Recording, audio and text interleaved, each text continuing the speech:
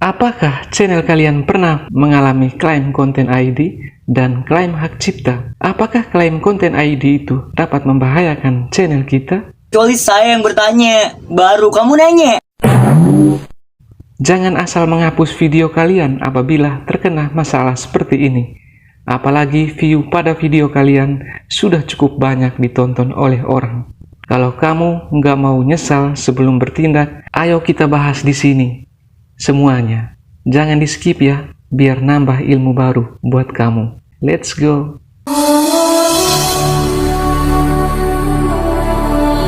Hai para sahabat semuanya, selamat datang di channel Adexvia Tutorial. Kembali lagi bersama saya, Salam Santun. Oke sahabatku, YouTuber pemula semuanya, pada video kali ini saya akan membahas apa itu klaim konten ID dan apa itu klaim hak cipta.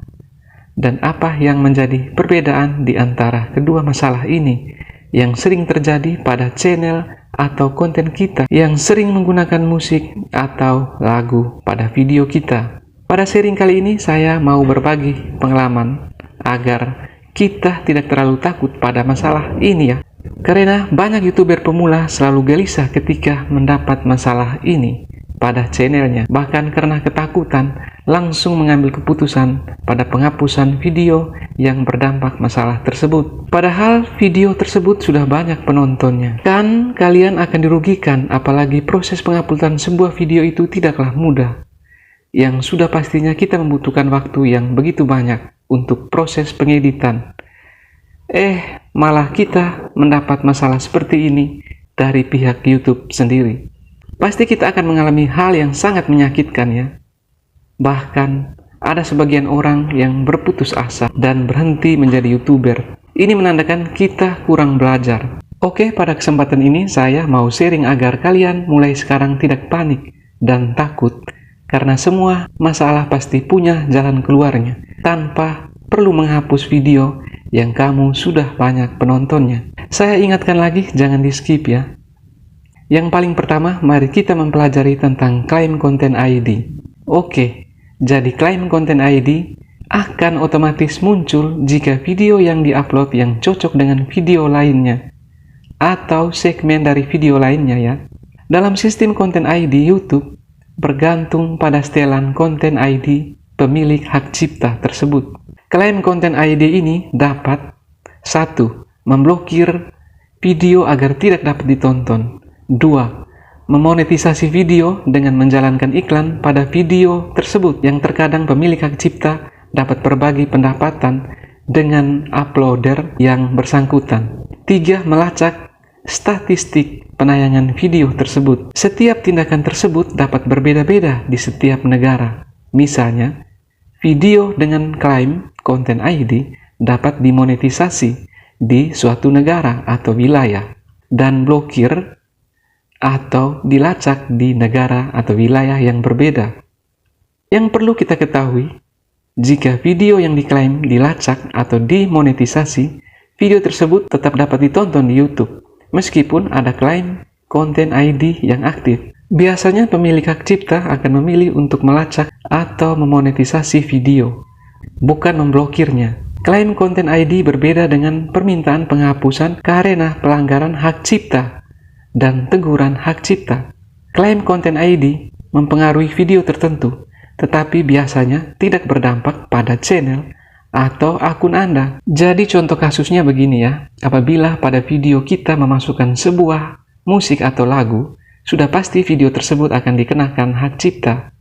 Namun pada kasus klaim konten ID ini tidak berdampak pada channel kita, karena ini bukan teguran hak cipta, jadi harus dibedakan ya.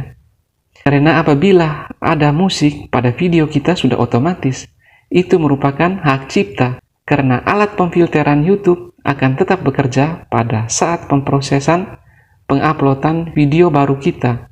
Biasanya pemilik hak cipta memberi kesempatan kita menggunakan hak ciptanya untuk disebarkan di YouTube, kecuali pemilik hak cipta tersebut turut menyuratkan pada pihak YouTube untuk penghapusan video. Nah, ini baru dikatakan berbahaya pada channel kita, karena kita akan mendapatkan teguran.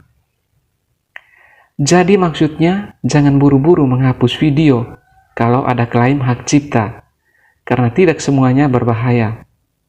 Penting untuk kita ingat bahwa video yang kita upload ke YouTube akan dipindahkan dengan database dan visual yang dikirim oleh pihak hak cipta kepada pihak YouTube. Jika kita mengupload video yang memuat hak cipta yang dilindungi pemiliknya, otomatis video kita akan menerima apa yang dinamakan dengan klaim konten ID.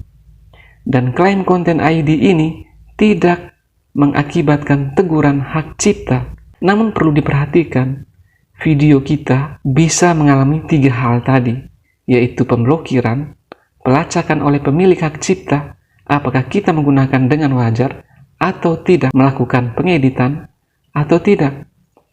Dan yang ketiga, kita dapat diberi kesempatan untuk memonetisasi setelah pemilik melihat kita melakukan secara wajar atau tidak dengan menggunakan hak cipta pemiliknya. Jadi jangan takut kalau kita mendapat klaim hak cipta yang bukan jenis dari teguran hak cipta, namun hanya berdampak pada klaim konten ID saja. Contohnya kalian bisa lihat pada channel saya ini ya. Di pembatasan ini ada hak cipta ya.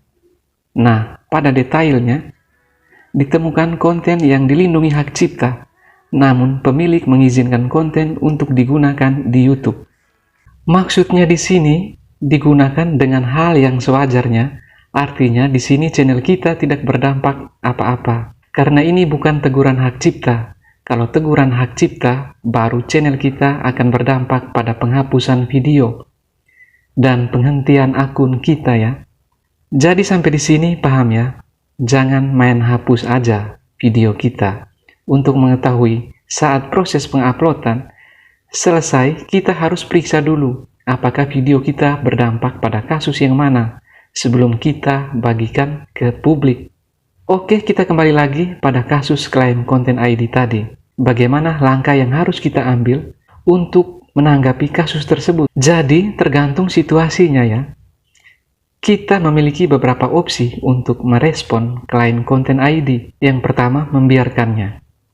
Jika Anda yakin klaim tersebut valid, Anda dapat membiarkan klaim tersebut di video Anda. Anda dapat mengubah keputusan ini kapan saja. Dalam hal ini, channel kita tetap aman. Menghapus konten yang diklaim. Jika Anda yakin klaim tersebut valid, Anda dapat menghapus konten yang diklaim tanpa perlu mengupload video baru. Jika konten berhasil dihapus, salah satu opsi berikut akan otomatis menghapus klaim secara otomatis. Cara cepat ya. Kita buka pada YouTube Studio, pilih konten lalu lihat yang kena hak cipta, lihat detailnya. Nah, di sini kita bisa lihat dari detailnya ya. Pada menit keberapa kita terkena hak ciptanya. Dan bisa lihat tulisan ini bahwa channel kita tidak terkena dampak ya. Selanjutnya kita lihat titik 3 ini, yaitu tindakan yang harus kita lakukan untuk menghilang tulisan klaim tadi ya. Yaitu kita melakukan pangkas lagu yang kena klaim, mengganti lagu yang diklaim, atau membisukan audio lagu. Ini adalah cara yang tercepatnya. Lalu opsi yang berikutnya, berbagi pendapatan. Jika Anda tergabung dalam program partner YouTube dan musik di video Anda diklaim, Anda mungkin dapat berbagi pendapatan dengan penerbit musik tersebut. Lalu opsi yang terakhir, menyengketakan klaim tersebut. Jika Anda merasa yakin bahwa suatu klaim tidak valid, Anda dapat menyengketakan klaim tersebut. Jika yakin bahwa Anda memiliki semua hak yang diperlukan untuk menggunakan konten yang diklaim tersebut, jika berencana untuk menyengketakan klaim dan sedang monetisasi video, pastikan Anda juga memahami cara kerja monetisasi selama proses sengketa.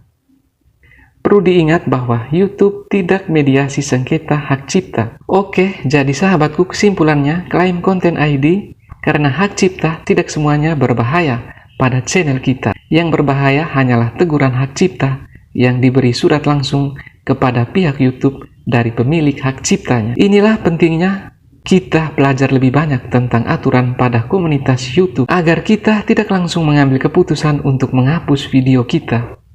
Kalau kalian mau belajar lebih banyak tentang YouTube, hanya di channel ini ya. Selalu pantau channel ini agar ilmu kita bertambah. Salam YouTuber pemula, salam santun.